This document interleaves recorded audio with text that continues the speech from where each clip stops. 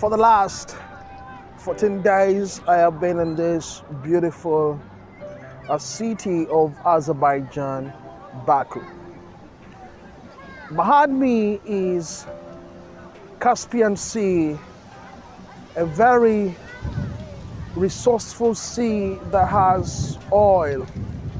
The country is super rich in oil and gas, and like I introduced earlier, its neighbors is Russia, Georgia, Armenia, and some few others.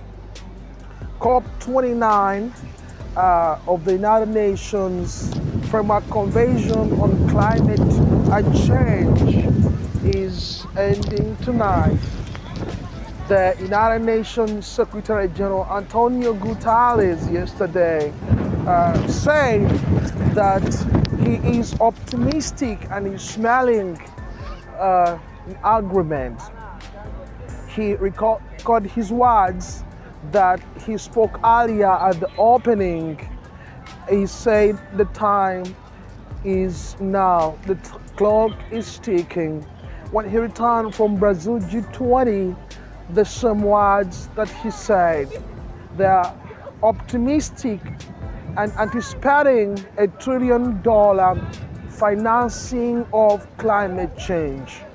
HICGI News Agency is privileged to have brought you what has been transpiring in COP29 in this beautiful country of Eastern Europe.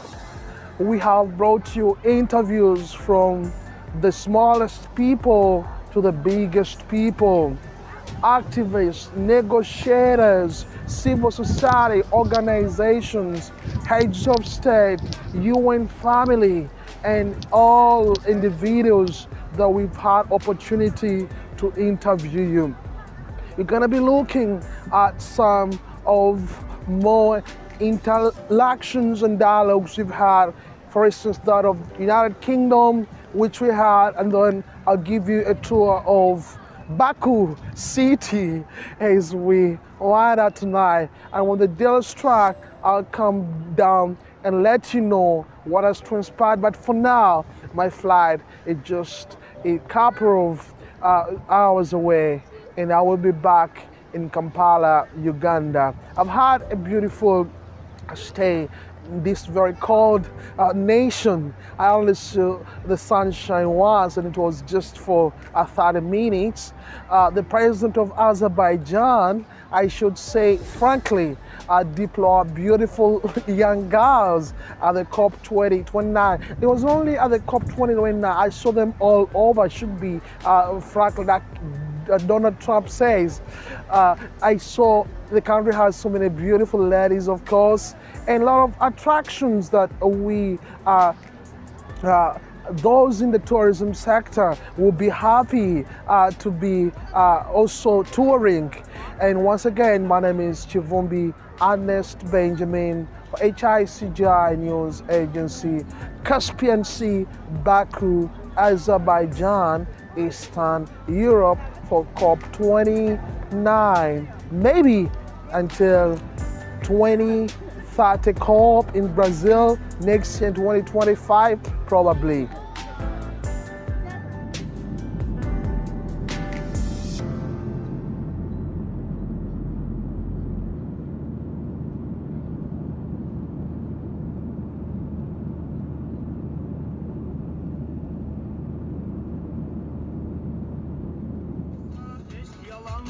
This is the stadium where the COP29 is gonna be, and this place hosts about 70,000 people.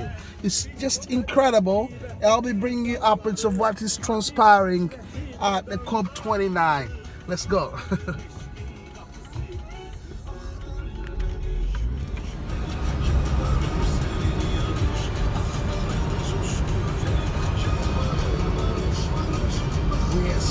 In Baku, Azerbaijan, taking you through some of the beautiful places. It's midnight here in Baku, Azerbaijan. All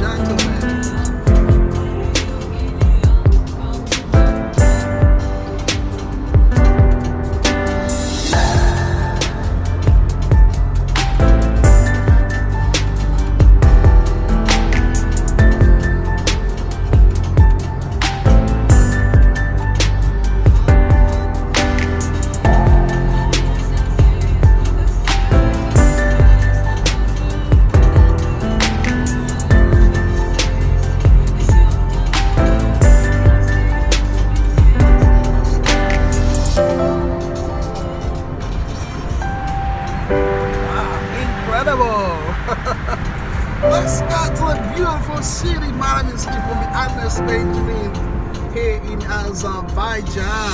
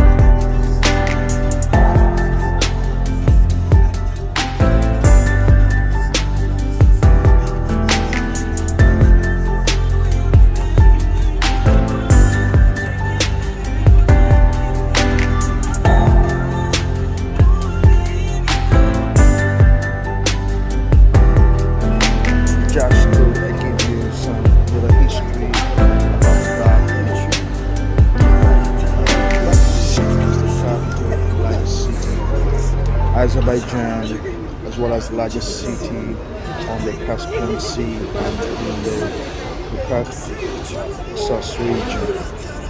Baku is 28 meters, 92 feet below sea level, which makes it the lowest lying national capital in the world. Also, the largest city in the world below sea level. Baku lies on the southern shore of Azerbaijan Peninsula on the Bay of Baku. Baku's capital, running urban population was estimated at 2 million people as of 2009. Baku, the prominent city of Azerbaijan, is the sole metropolis within the country, and about 25% of all inhabitants of the country live in Baku's metropolitan area. What is that?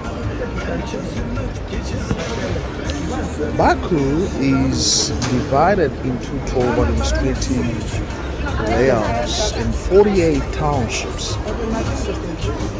The islands of the Baku archipelago, as well as the industrial settlement of Neft Naslari, built on oil, lives 60 kilometers or 37 miles away from the Baku city in the Caspian Sea.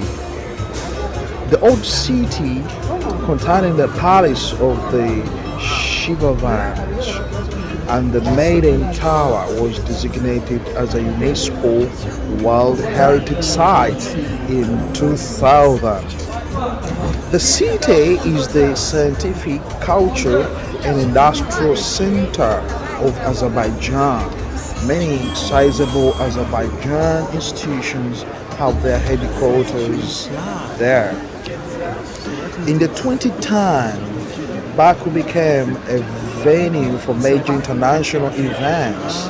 It hosted the 57th Eurovision Song Contest in 2012, the 2015 European Games, 4th Islamic Solidarity Games, the European Grand Prix in 2016, the Azerbaijan Grand Prix since 2017, the final of the 2018 to 2019 UEFA Europa League, UEFA Euro 2020 and 2024 United Nations Climate Change Conference, of course. The Baku International Sea Trade Port is capable of handling 2 million tons of general and dry bulk cargoes per year. Baku is renowned for its harsh winds, reflected in its name, the city of winds. I witnessed that because it's been very, very cold.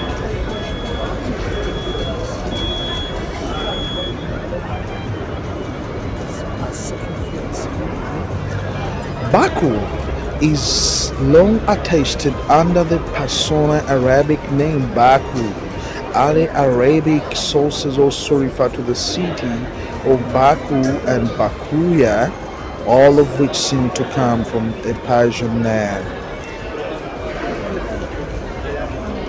A popular etymology in the 19th century considered it to be derived from Persian, meaning wind pounded city, a compound of bad wind and kube, which is rooted in the verb kubidan, to pound, thus referring to a place where wind would be strong, and pounding, as is the case of Baku, which is also known to experience fierce winter snowstorms and harsh winds. This popular name, Bakuwe, in modern Azerbaijan script gained a currency as a nickname for the city of the 19th century. Igi, it used Akinci Volume 1 Issue 1 and is also referred in the city's modern nickname as the City of Winds. Another and even less probable folk etymology explains the name as deriving um,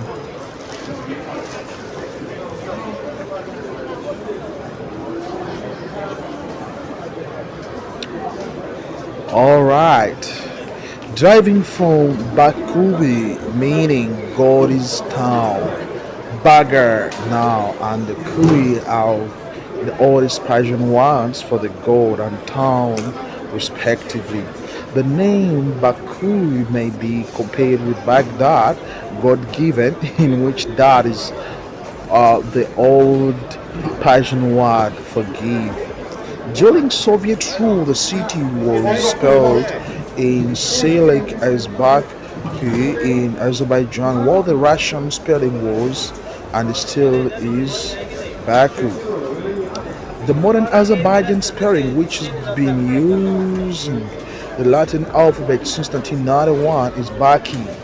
The shift from the Perso-Arabic later to Syriac and later Latin may be compared to that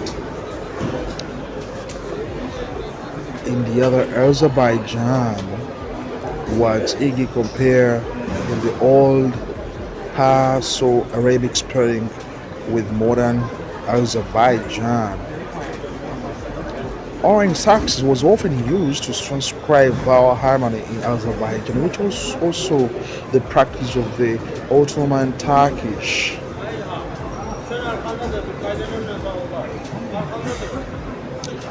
Traces of human settlement in the region of present-day Baku date back to the Stone Age.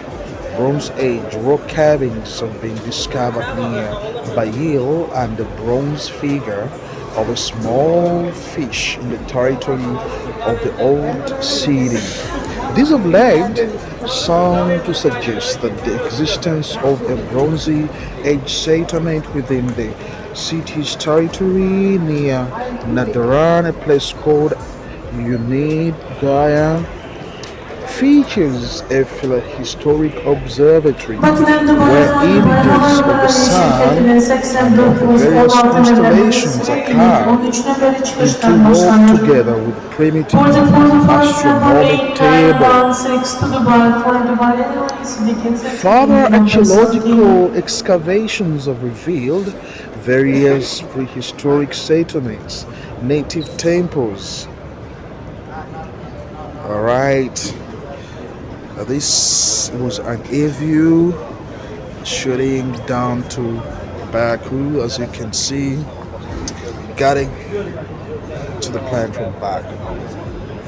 I was telling you that the further geologic excavations have revealed various prehistoric settlements, native temples, statues, and other artifacts within the territory of the modern city and around it. In the first century AD, the Romans organized two Caucasian campaigns and reached what is today Baku, near the city in what is today Gobstan. Roman inscriptions dating from AD 84 to 96 survive, some of the earliest written evidences for a city there. According to the 6th century archbishop and historian Saint Sophronius of Silas, in 71, Saint Bartholomew the Apostle was preaching Christianity in the city of Albana or Albanopolis, associated with the present day Baku or Derbent, both located by the Caspian Sea. At Bartholomew managed to convert 7 members of the local royal family who had worshipped the idol Ashtaroth, but was later martyred by being freed, arrived and crucified head down on the orders of the pagan king Astyages. The remains of Saint Bartholomew were secretly transferred to Mesopotamia. The rise of the Shivans in the Soviet era. Baku was the realm of the Shivathi during the 8th century AD. The city frequently became under an assault from the Khazars, and starting from the 10th century from the Rus Shivan form. Akistin I built a navy in Baku and successfully repelled a Rus assault in 1170 after a devastating earthquake struck Shamaki, the capital of Shivan. Shivan's court moved to Baku in 1191. You're still with Kivumbi Ernest Benjamin for HICJ News Agency, taking you to understand the city of Baku in Azerbaijan, where COP29 has just been winding up just tonight. The Shivan era greatly influenced Baku and the remainder of present-day Azerbaijan. Between the 12th and the 14th centuries, massive fortifications were built in Baku and the surrounding towns. The Maiden Tower and the Ramana Tower, the Nararan Fortress, the Shagan Castle, the Makarin Castle, the Round Castle, and all the Sabayil Castle of the island of the Bay of Baku date from this period. The city walls of Baku were also built and strengthened. The early 16th century, Baku's wealth and strategic position attracted the attention of its larger neighbors. In the previous 2 centuries, it was under the rule of the Ilan-centered Kara, Koiru, and Akkoyunlu. The fall of the Akkoyunlu brought the city immediately into the sphere of the newly formed Iranian Safavid dynasty, led by the King Shah Ismail from 1501 to 1524. Alright, that was a land at Baku airport, as you can see. Ismail I laid siege to Baku in 1501 and captured it. He allowed the Sultans to remain in power under Safavid sovereignty. His successor, King Tahmasp I of 1524 to 1576, completely removed the Shivan from the power and made Baku a part of the Shivan province. Baku remained as an integral part of his empire and of successive Iranian dynasties for the next centuries, until ceding to the Grecian Empire through the 1813 Treaty of Gilistan. The House of Shivan, which had ruled Baku since the 19th century, was extinguished in the course of Safavid rule. At this time, the city was enclosed within lines of strong walls. Alright, this is daytime Baku, you can enjoy. So the city was enclosed with lines of strong walls which were washed by the sea on one side and protected by a wide trench on the land. The Ottomans briefly gained control over Baku as a result of the Ottoman Safavid War of 1578 to 1590. By 1607, it came under the Iranian control again. In 1604, Shah Abbas I, who ruled from 1588 to 1629, destroyed Baku fortress. Baku had a reputation as a focal point for traders from across the world during the early.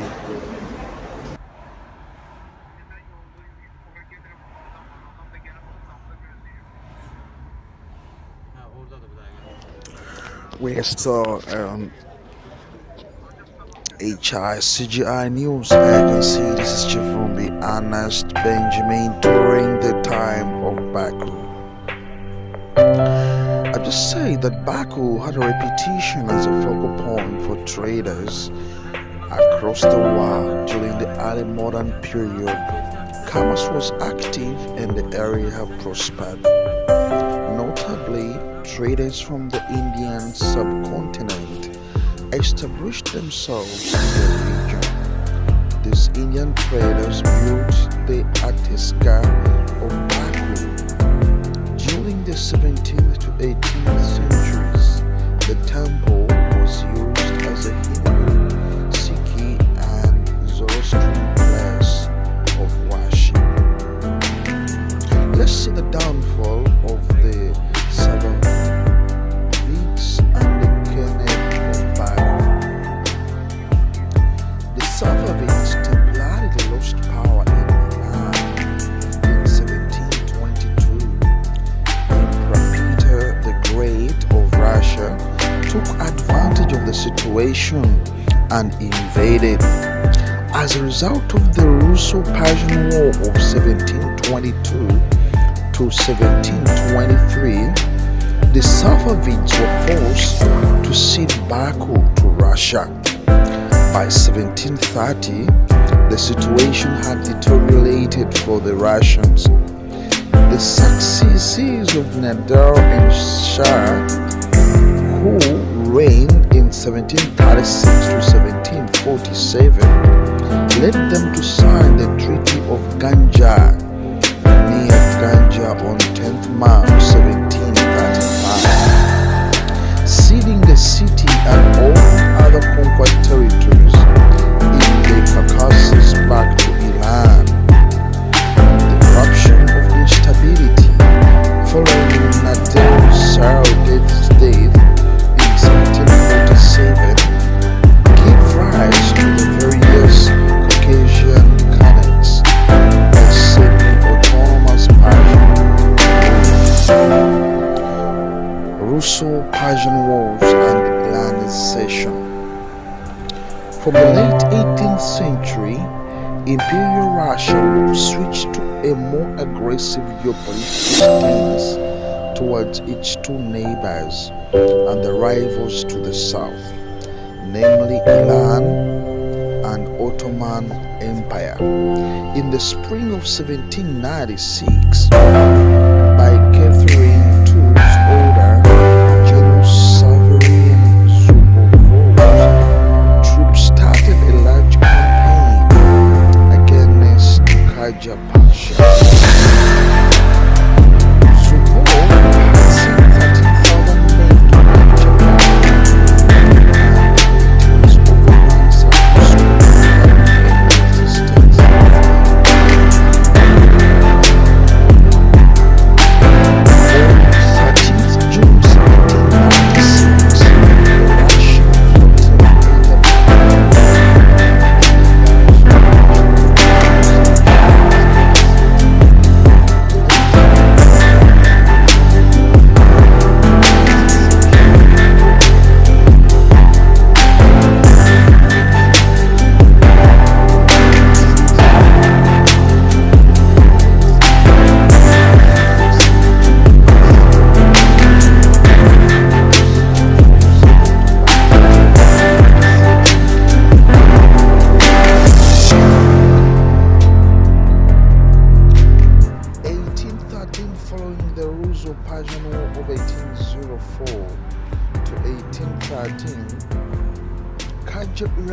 to sign a treaty of Gerstein with Russia.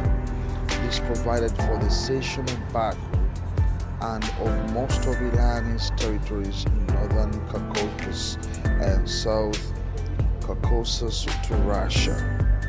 During the next and the final bout of hostilities between the two, the Russo-Persian War of 1826 to 1828, the Iranians briefly recaptured Baku. However, the military superior Russians ended this war with a victory as well, and the resulting Treaty of Turkmenka. 1828 made Baku's inclusion in the Russian Empire definite. When Baku was occupied by the Russian troops during the War of 1804 to 13, nearly the entire population of Sam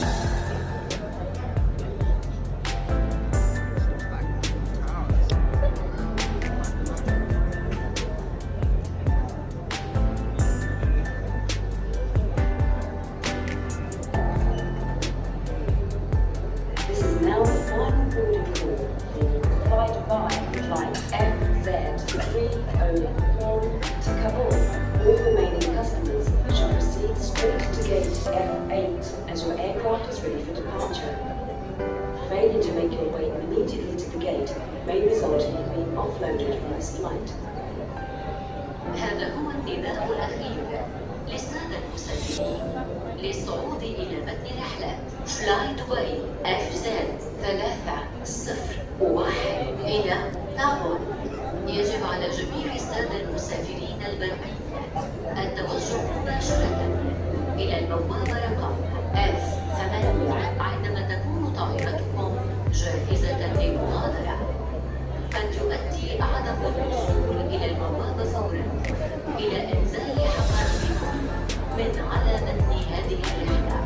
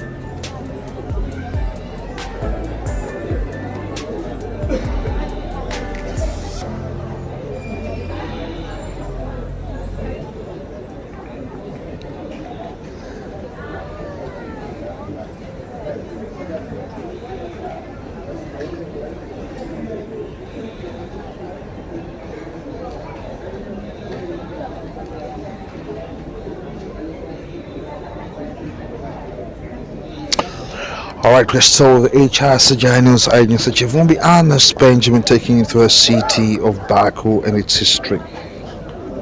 Russia more or less openly pursued a policy to free their newly conquered land from Iranian's influence. By doing this, the Russian government helps to create and spread new Turkic identity that, in contrast to the previous one, was founded on secular principles, particularly the shared language. As a result, many Iranian-speaking residents of the future Azerbaijan Republic at the time either started hiding their Iranian ancestry or underwent progressive assimilation. The Turks and Kurds underwent these integration processes particularly quickly. According to the 19th century Gorstin era writer Abbaskur Bakikonov, Turkey was widespread in many areas of Shaki, Baku, Daban, and Guba. Alright. Well, let me take you to the pavilion where COP29 has been. enjoy these pictures and we will move on.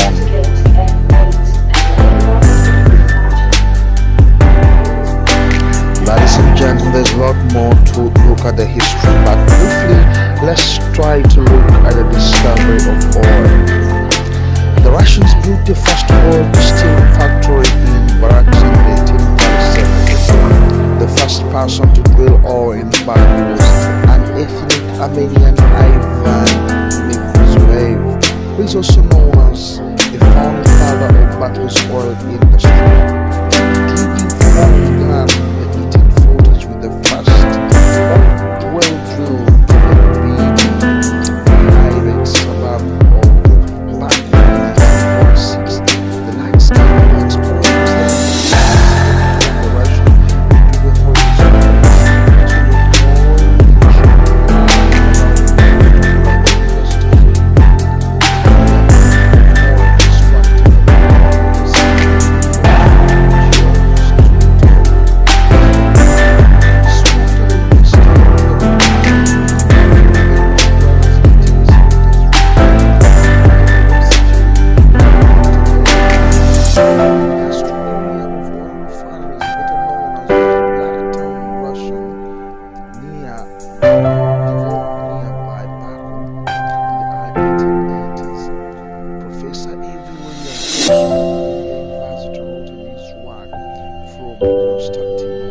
into the horizon to the Baku is a city founded upon oil, for it is inexhaustible source of naphtha.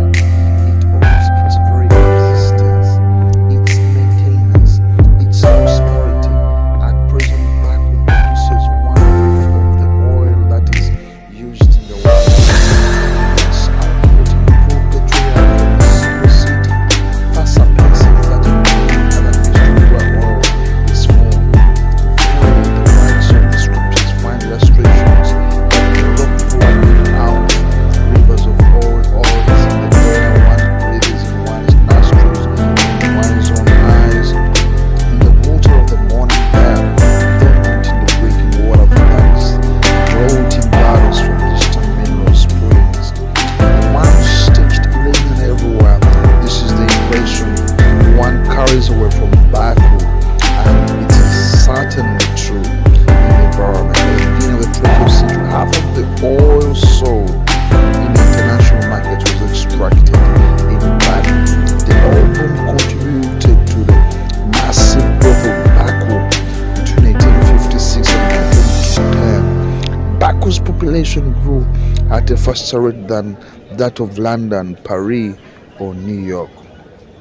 One World War I broke out in 1917 after the October Revolution amidst the turmoil of World War I and the Russian Revolution.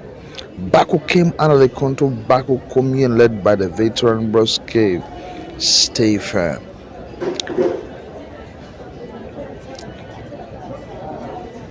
Seeking to capitalize on the existing ethnic conflicts by the spring of 1918, Boris Kivumbi inspired and condoned civil war in and around Baku. Ladies and gentlemen, what you're seeing here is a special session that I covered for the Russian Federation.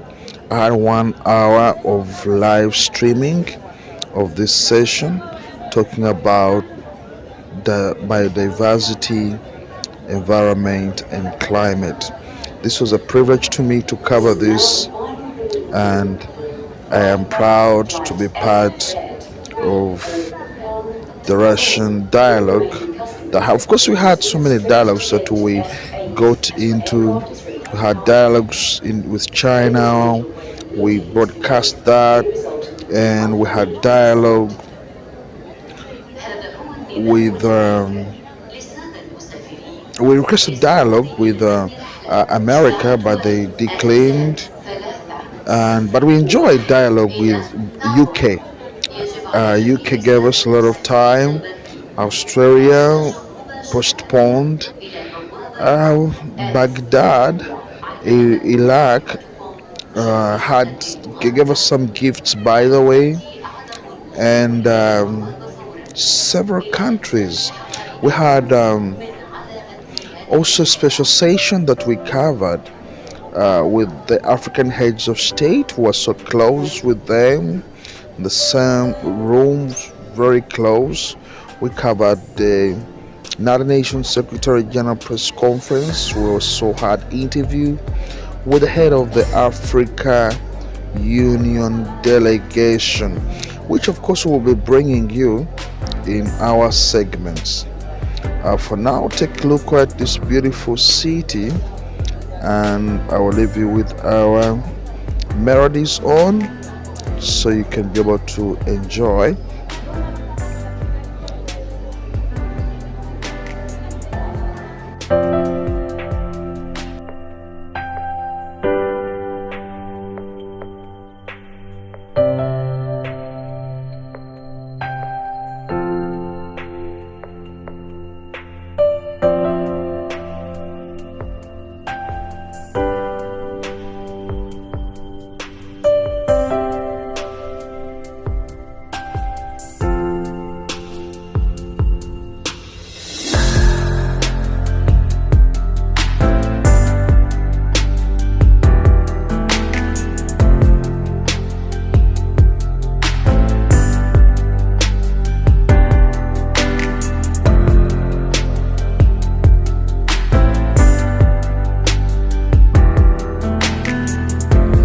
It's been a pleasure to bring you this special segment.